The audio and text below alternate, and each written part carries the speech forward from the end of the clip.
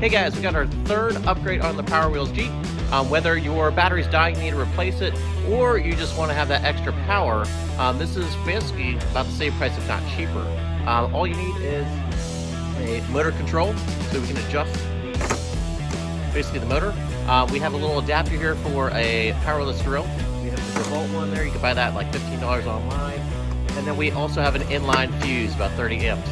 So watch as we kind of make the upgrades, and you'll see the speed change from before on the Power Wheels battery versus when we actually hook up to a 20-volt powerless drill battery.